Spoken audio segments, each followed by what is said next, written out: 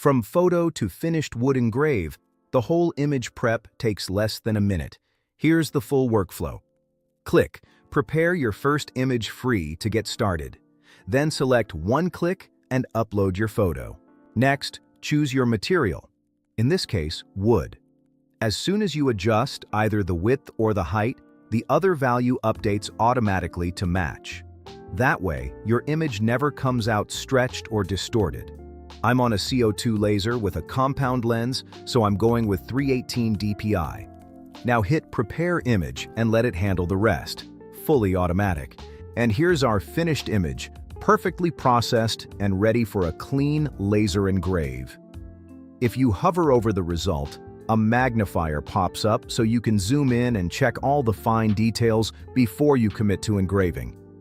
From here, you can download the processed image directly as a PNG, or if you're using LightBurn like I am, just grab the complete LightBurn project file. For my 80-watt CO2 laser, I'm running 120 millimeters per second, 1% minimum power, and 15% maximum power. Click Download and the file saves automatically.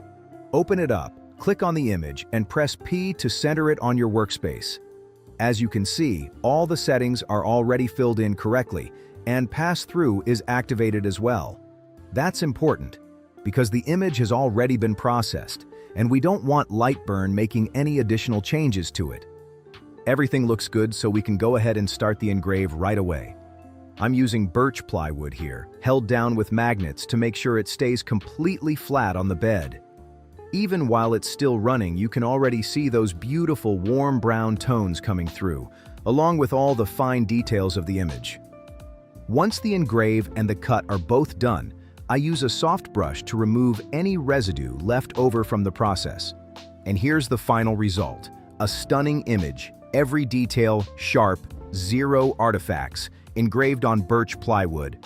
Process your first image completely free at imag-r.com.